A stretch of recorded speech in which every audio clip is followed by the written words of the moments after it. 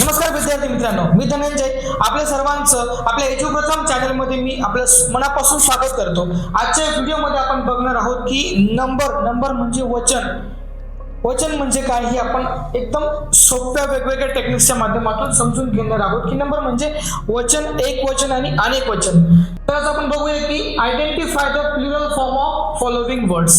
तर मला सांगा की चाइल्ड ह्या शब्दाचं प्लुरल फॉर्म काय आहे।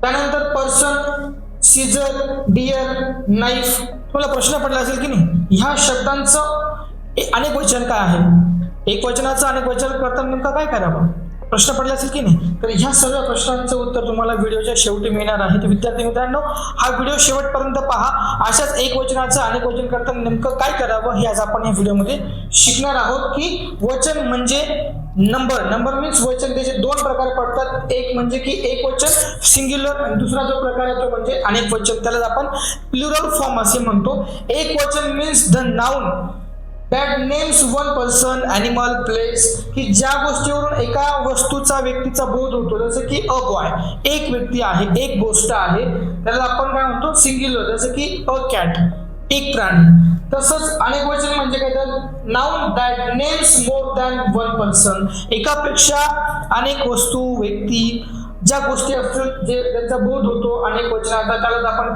प्लुरल फॉर्म असे म्हणतो। बॉय, बॉईज, जसं की एक कॅट म्हणजे सिंग्युलर, तर अनेक कॅट असतील तर आपण त्याला कॅट्स म्हणणार, यालाच आपण एक वचनाचं अनेक वचन असे म्हणतो।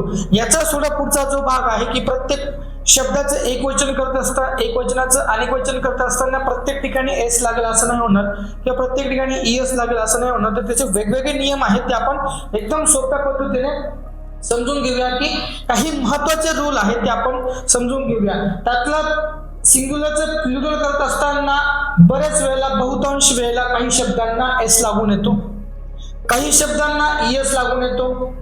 एक वचनाचं अनेक वचन करत असताना असे काही शब्द आहेत की ज्या शब्दांचं एक वचन करत असताना बहुतेक वेळा काही शब्दांच्या पुढे आयईएस लावला जातो। त्यानंतर काही असे शब्द आहेत की ज्या शब्दांचं एक वचनाचं अनेक वचन करत असताना बहुतेक वेळा आपण व्हीईएस लावतो आणि त्यानंतर काही शब्दांचं एक वचनाचं अनेक वचन करताना त्यांचं कम्प्लिटली चेंजेस होतो, म्हणजे पूर्णपणे बदल होतो।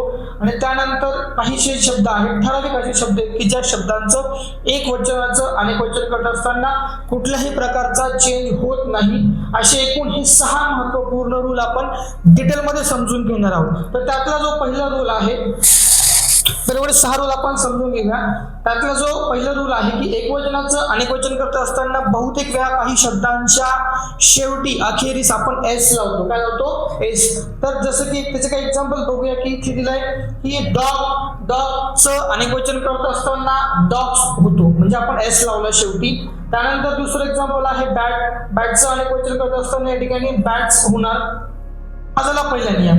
दुसरा नियम आहे की एक वचनाचे अनेक वचन करत असताना आपण काय करतो की जर एका वचनाच्या शेवटी म्हणजे एक वचन शब्दाच्या शेवटी अखेरीस सीएच, एसएच, एस, एक्स, ओ आणि झेड हे अक्षर जर शेवटी येत असतील तर त्याचं अनेक वचन करत असताना त्या शब्दांच्या अखेरीस ईएस लावलं जातं। मित्रांनो, आपण एक्झाम्पलच्या माध्यमातून समजून घेऊया की जसं की बेंच म्हटलं की बेंच या शब्दाच्या शेवटी सीएच आहे, तर ते सीएच च आपण ज्यावेळेस अनेक बेंचेस असतात त्यावेळेस बेंचचं अनेक वचन करत असताना आपण बेंचेस केलं, म्हणजेच काय की एक वचनी शब्दाच्या शेवटी सीएच हा आला म्हणून आपण त्याचं अनेक वचन करत असताना आपण काय केलं या ठिकाणी ईएस लावला। तसंच दुसरं एक्झाम्पल आहे डिश, ज्या एक वचनी शब्दाच्या शेवटी एसएच येतो, तर एसएच आला तर त्याचं आपण काय केलं अनेक वचन करत असताना आपण ईएस लावला, अगदी सोपं आहे। त्यानंतर आहे की बस, एक वचन शब्दाच्या शेवटी एस आला तर आपण त्याचं प्लुरल करत असताना आपण बसेस केला, ईएस लावला। त्यानंतर मँगो शेवटी ओ आला,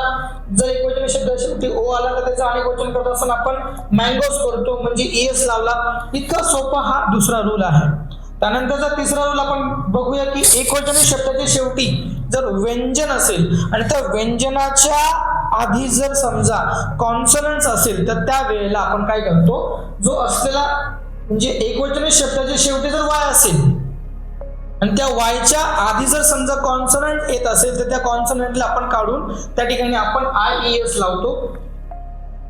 ओके, त्यातला जो समजा हे एक्झाम्पल आहे मित्रांनो की बेबी, बेबी ह्या शब्दाच्या शेवटी वाय आहे आणि वायच्या आधी येणारा जो सेकंड लास्ट जो वर्ड आहे तो म्हणजे अल्फाबेट जे आहे ते बी आहे, तो कॉन्सोनंट आल्यामुळे आपण काय केलं की तो वाय काढून टाकला आणि त्याचं अनेक वचन करत असताना आपण काय केलं या ठिकाणी IES लावला, म्हणजे बेबीचा प्लुरल फॉर्म जे आहे ते बेबीज आहे. दुसरं एक्झाम्पल अजून बघूया की आपण या ठिकाणी की फ्लायच्या शेवटी वाय आहे आणि वायच्या आधी आलेला जो लेटर आहे तो म्हणजे यल आहे, सॉरी यलच आहे. तर यल आल्यामुळे हा कॉन्सोनंट आहे म्हणून वाय आपण काय केलं की वाय आपण काढून टाकणार आणि अनेक वचन करत असताना त्या ठिकाणी आपण IES लावून हा फ्लाईज हा अनेक वचनी शब्द तयार होणार. अतिशय सोप्या पद्धतीने आपण तिसरा रूल समजून घेतला.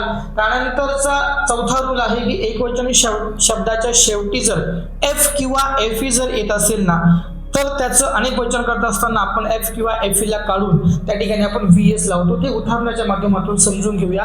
हा लीफ हा शब्द आहे पान, पण त्या शब्दाच्या शेवटी एफ आला आहे, तर एफ जर आपण काढून घेतला आणि त्या ठिकाणी जर आपण VES लावलं तर त्याचं काय तयार होतंय या ठिकाणी प्लुरल फॉर्म तयार होतंय. म्हणजे एक वचनी शब्दाच्या शेवटी एफ येत असेल तर एफ ला काढून त्याचा प्लुरल फॉर्म करत असताना आपण VES लावतो, म्हणजे लीव्ज मीन्स मल्टिपल पानं, म्हणजे वेगवेगळे पानं, खूप पानं. तर त्याच्यानंतर नेक्स्ट एक्झाम्पल आहे नाईफ मीन्स एक सुरी, पण ज्यावेळेस नाईफच्या शेवटी एफई आलाय, ज्यावेळेस एक वचनी शब्दाच्या शेवटी एफई येतो त्याचंच अनेक वचनी करत असताना आपण काय करतोय तो FE काढून त्या ठिकाणी VES लावला, म्हणजे नाईव्स अनेक सुऱ्या. पुढचा पाचवा रूल आहे की काही एकवचनी शब्दांचं अनेक वचन करत असताना, अनेक वचनामध्ये रूपांतर करत असताना काही कुठलाही नियम न वापरता पूर्णतः बदल केला जातो.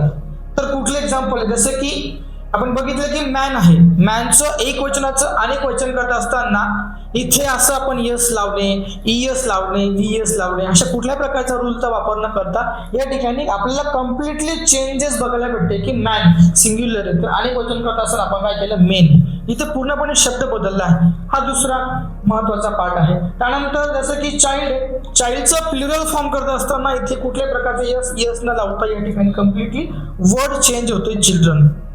हा आपण पाचवा नियम बघितला मित्रांनो. त्यानंतर आहे सहावा जो रूल आहे की काही एकवचनी शब्दांचं अनेक वचन करत असताना आपण कुठल्याही प्रकारचा बदल केला जात नाही, म्हणजे एकवचनामध्ये जो शब्द आहे तोच एकवचनामध्ये जो आहे तोच अनेक वचनामध्ये आहे. या रूल मध्ये कुठल्याही प्रकारचा बदल केला जात नाही.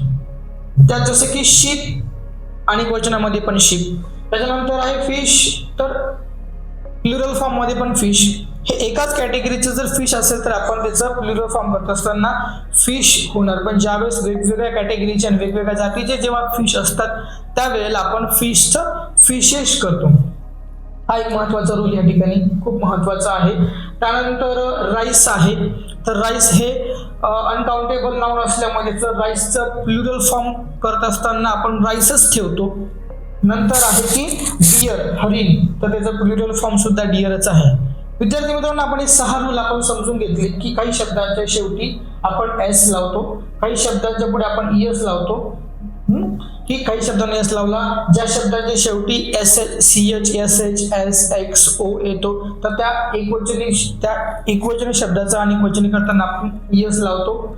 त्यानंतर आपण तिसरा नियम बघितला की ज्या शब्दाच्या शेवटी जर Y आला तर Y काढून आपण त्या ठिकाणी IES लावतो. आणि नंतर आपण चौथा रूल बघितला की ज्या एकवचनी शब्दाच्या शेवटी F येतो त्याचा F काढून आपण VES लावला की ऑटोमॅटिक तो प्लुरल फॉर्म तयार होतो. त्यानंतरचा पाचवा नियम जो होता तो म्हणजे काही शब्द असे की जे एकवचनाचे अनेक वचन करताना त्यांच्यामध्ये पूर्णतः बदल होतो. आणि नंतर काही शब्द असे की ज्यांचा एकवचनाचा अनेक वचन करत असताना कुठल्याही प्रकारचा बदल होत नाही. असे एकूण 6 रूल आपण काय केले विद्यार्थी मित्रांनो या व्हिडिओमध्ये समजून घेतले. विद्यार्थी मित्रांनो, तुम्हाला आजची व्हिडिओ नक्की आवडली असेल तर हा व्हिडिओ तुमच्या मित्रांपर्यंत जरूर शेअर करा. आणि तुम्ही आपल्या चॅनलवर जर नवीन असाल तर ह्या आपल्या चॅनलला सबस्क्राईब केल्याशिवाय राहू नका आणि ह्या व्हिडिओला लाईक करा आणि शेअर करा तुमच्या मित्रांपर्यंत. धन्यवाद.